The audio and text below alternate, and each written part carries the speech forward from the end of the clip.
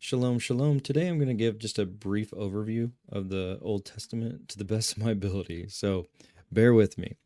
All right, so Adam and Eve, the story of Adam and Eve begins with God creating the world in 6 days and resting on the seventh. So you actually see the first institution of the Sabbath at creation. So this isn't a new law that's given at Mount Sinai, but it's one that's instituted at creation. So Adam and Eve are put in this luscious garden, which is essentially a picture of the kingdom and the tranquility and the beauty and the awe-inspiring awesomeness of God's creation uncorrupted. And in this miraculous place, they have this direct connection to God to interact with him. And so Satan enters into a serpent and speaks through the serpent to tempt Eve to break God's commandment of not eating of a specific tree. God says, of all the trees in the garden you may eat, but not this one. And so Eve eats of this, and then Adam eats of it, and sin enters into the world. And this is a picture and a lesson that when we break God's instructions, his commandments, when he tells us to do something and we do the opposite of it, death enters into our lives. And so sin becomes passed down to all mankind because of this. But God makes a promise to restore Adam and Eve. The first prophecy in the Old Testament is this, that the woman will give birth to a seed, and the seed is going to war against the serpent's seed, right? And so with that, you have this prophecy where he says, you will bruise his heel, but he will crush your head, right? And so the crushing of the head in the Hebraic thought, the head is the authority, it's the power. So the prophecy is about Messiah coming and crushing the power of sin and death, right there in the beginning of Genesis. And then Adam and Eve have two sons, Cain and Abel. One is a righteous and good man, and one is a wicked man. So you have this parallel of two different types of people that are here on the earth already. One is in sin, and one is more focused on pleasing God. And Cain ends up killing Abel because his sacrifice, his offering, was not acceptable to God like Abel's was. And so this is the first murderer in Scripture. And then the story goes on into the story of Noah. So Noah is commanded to build this ark because there's going to be a flood on the earth. And during this time, there's a little bit of controversy that goes on between this story, but we do have extra biblical texts like the book of Enoch, First Enoch, and Jubilees that point to an incursion of God's angels that left their first estate, and these beings had intercourse with the daughters of men. And you see this in Genesis 6 as well. And this is where the giants come in on the scene. So part of why God actually wipes out the earth is not just due to the wickedness of man, but it's due to the corruption of the fallen angels. You also see this mentioned in the book of Jude in the New Testament. And then after the flood, Noah's sons populate the earth. And you have Shem, Ham, and Japheth. And these sons have their sons and daughters, and they have sons and daughters. And this is where all the people of the earth, the new earth after the flood, is all populated from Noah's family. And so this leads on into the future of a man named Abraham. And God makes this promise to Abraham that he would be the father of many nations, right? And that all the nations of the world would be blessed through Abraham. And so he's called out of a land called Ur that has all these idolatry and different sinful practices to come out, to leave his mother and father, his family, and to go into this land that God chooses for him and is going to give him.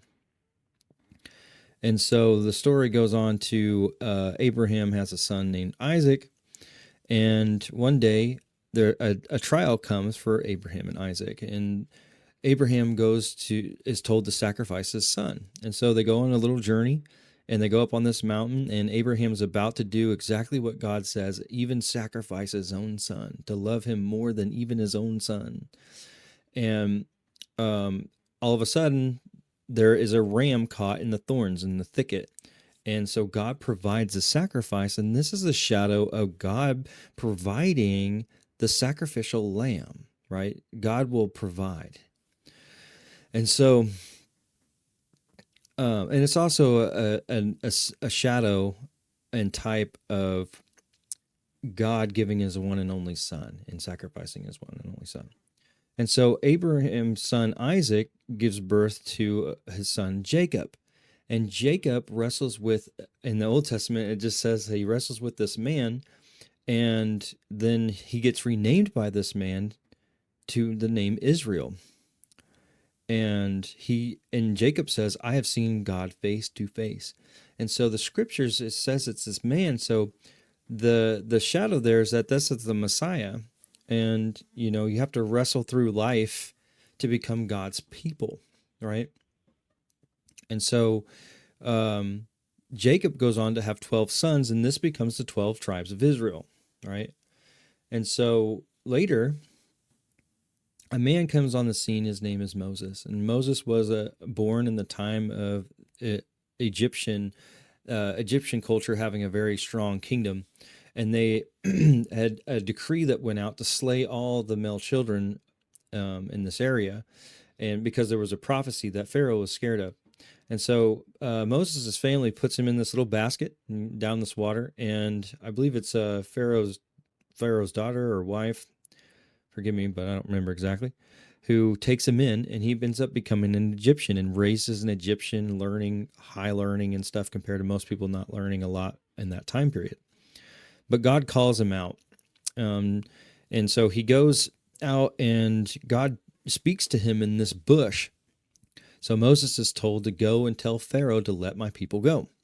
And so Pharaoh didn't want to let the people go. They were slaves. They were doing all of his hard labor and building his kingdom and everything. And so all these plagues end up coming on Egypt because he didn't want to let God's people go.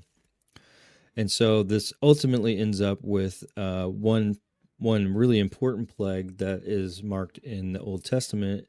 It's the Passover. So the Passover was that the children of Israel had to mark their doorposts with the blood of the lamb, which you'll see later is symbolic in the New Testament, that if they marked their doorposts with the blood of the lamb, that death would pass over them. So this last plague was the greatest one. It was death. And so death comes in and kills all the firstborn males. This causes Pharaoh to finally give up. For Pharaoh, this was a great loss because the death of his firstborn son was at the cost of not letting God's people go. And so on their way out, Pharaoh has a change of heart. Father hardens his heart himself to make an example of Pharaoh and to make his name go out through all the nations. I mean, many people know about the story of Pharaoh, even if they haven't really been into the Bible. And so God's will was fulfilled. But on their way out, the Messiah shows up in a pillar of cloud by day and fire by night. And so their Messiah as a spirit form keeps them safely away from the Egyptians. And then they come to this waterway where they can't get through, and God again makes a way. He uses Moses to part the waters, and all the children of Israel cross over into this desert wilderness on the other side, and the water closes in on Pharaoh's army. And so they had all these miraculous things happen to them. They were in Egypt in slavery for 400 years. God delivers them out, and now all of a sudden they're on the other side, and in their hearts, they start going back to Egypt. They're like, what are we going to eat now? At least there we could eat. What are we going to do? Immediately forgot how God had provided for them and taken care of them and protected them. So after the children of Israel are delivered from their slavery in Egypt, Moses becomes an intercessor for the people between God and them. when they hear God's voice, it is so overwhelming to them that they are in fear and in awe of this voice, so much that they tell Moses, they said to him, "You speak to him for us, and we will do whatever he says." Because how can we withstand this terrible voice, the voice of the living God, right? So they wanted Moses to be an intercessor for them. So Moses is given this commandment to go up on this mountain, and he's told that not even so much as an animal is allowed to touch that mountain or it will die. So anything that comes near the mountain is going to die. So Moses goes up on the mountain, and he fasts for 40 days and 40 nights, and the finger of God appears out of nowhere and writes on these tablets, these stone tablets, the commandments of God, which are instructions for how to live according to God's standards. And so when Moses goes to bring it down to the people had built a golden calf for themselves and started worshiping it. And so Moses throws the stones of the covenant onto the ground, and it smashes them, which is like a symbol of the children of Israel breaking the covenant with God already, like within 40 days had broken this covenant. And so God tells Moses, he says, go get 2 more slabs of stone. And he, the finger of God comes and writes these commandments on the stones again. But after this, a law is added. A sacrificial system is given to help cleanse the sins of mankind, but really it's a shadow of the coming Messiah and his sacrifice. And so God adds this law to help define sins and transgressions for the children of Israel. And so this is where the Levitical priesthood comes in. So Moses's brother Aaron is the first one that's appointed to be a priest. And so the Levites are the only ones who have the right to be priests. All they do is they work inside this tabernacle that God had given Moses instructions on how to build it. And he told him to pattern after what he saw on the mountain. And what he saw on the mountain was an image, a shadow of what's in the heaven. And so this tabernacle is a special place where God can live inside of. But later in the New Testament writings, you'll see that the blood of bulls and calves were never able to purge mankind from sin, and that only the blood of the Messiah himself could purge the sin from our lives and be the perfect sacrifice, the spotless lamb. And so because the children of Israel broke the covenant that they agreed to with God right off of the bat, God delivered them up to wander in the wilderness for 40 years. And in that time, the Bible says not even their sandals wore out on their feet. So they were completely provided for without working or doing anything. So God was showing them that I am your God and I do provide for you, regardless of what your heart wants to think. And so if they, the whole thing is if they believed in the Messiah who had delivered them, which is, God's Son, the Spirit of God's Son coming through there, which is ultimately God's Spirit in Messiah, that they would enter into this promised land. But because they didn't believe, which was a form of the gospel, the good news, they didn't believe in it, so they weren't able to enter into the kingdom, which is the promised land at that time. It was just a physical thing here on earth, which a foreshadow for the actual kingdom, the forever kingdom, the eternal kingdom. And so with that, Joshua ends up leading, Moses dies, and Joshua is the one that finishes leading them into the promised land. But then Israel gets caught up in this cycle of sin and idolatry. And so God gives them judges. And these judges are like Gideon and Samson, and to try to help lead them and defend them from their enemies, but they still keep being disobedient and falling into idolatry and sin. And then you get, there's a king given, his name is Saul, and he ends up being a bad king, and so David takes his place, King David, the one who wrote the Psalms. He's the seed of David is where the Messiah comes from, and it's the kingship. And so God promises David about this throne that God's son, it's not these words directly, but it's prophetic speech, that God's son would reign on his throne. and that his throne would last forever. And so David has this in his heart to build a temple where the Spirit of God can dwell here on earth. And so he ends up having a son named Solomon, and it ends up being Solomon who's the one who builds this temple on earth. Then you kind of go into the prophets. Because Israel ended up being divided into these two kingdoms. I believe it was the northern tribes were Israel, and the southern tribes were Judah. But they're into idolatry, and Israel goes into Assyrian captivity, and then Judah goes into Babylonian captivity. And then they're delivered from this eventually, but they're given prophets to warn them. So they get delivered out of this. And then you have Ezra and Nehemiah, and they're basically bringing the Torah back. They have the temple and everything. They get to rebuild Solomon's temple because it got destroyed. And then the prophets have to come on the scene and give all these extra warnings. So there was, in between here, we have prophets prophesying, hey, this is going to happen if you don't do this. This is going to happen if you don't do that. So the prophets are always warning God's people, hey, turn back, keep the commandments, be obedient to his instructions, or else this is going to happen, right? And they also have many prophecies about the coming Messiah. They offer hope as well. So they have this stern warning of impending doom, but they're also like, hey, there is hope coming. So through these prophets, God gives an amazing message of hope that there's going to be a redemption. There's going to be a new covenant. And in Ezekiel 36, he says this, "Then I will sprinkle clean water on you, and you shall be clean. I will cleanse you from all of your filthiness and from all of your idols. I will give you a new heart and put a new spirit within you. I will take the heart of stone out of your flesh and give you a heart of flesh. I will put my spirit within you and cause you to walk in my statutes, and you will keep my judgments and do them. Then you shall dwell in the land that I gave to your fathers, and you shall be my people, and I will be your God."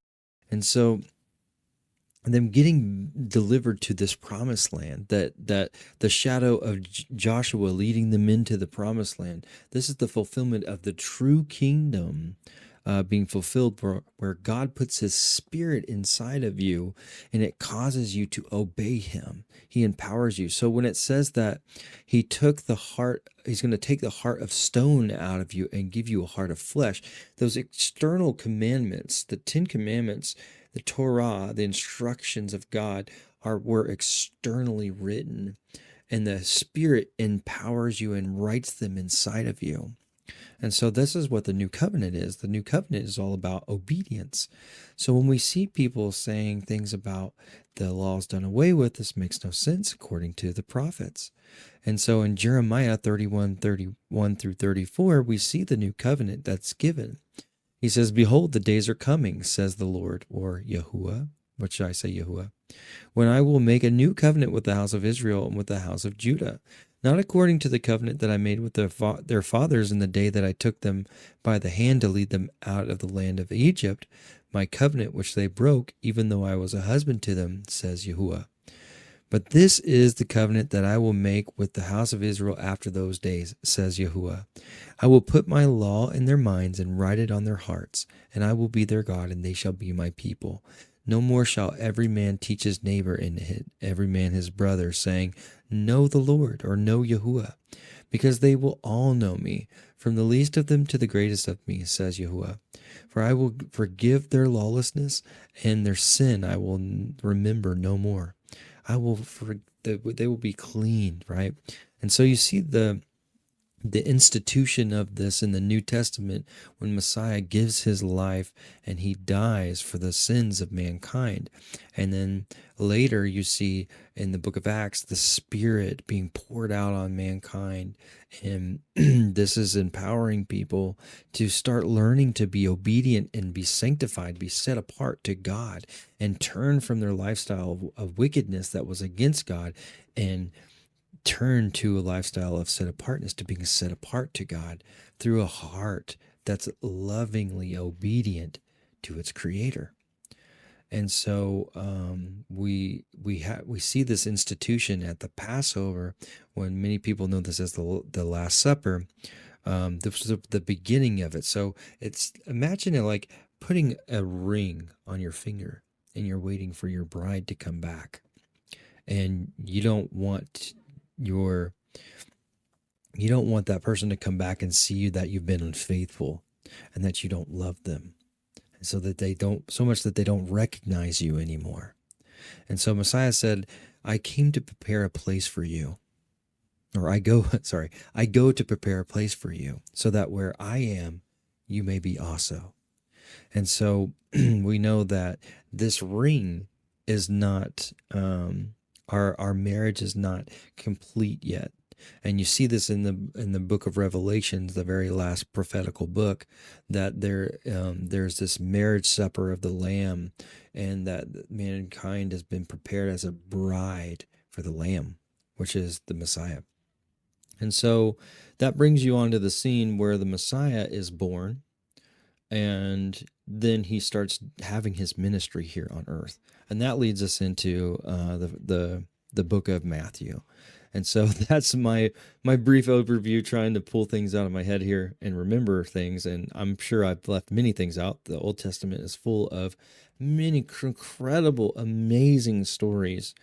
And the Psalms and the Proverbs and the wisdom books are just so amazing. And so I really encourage you to get in there and read and learn as much as you can.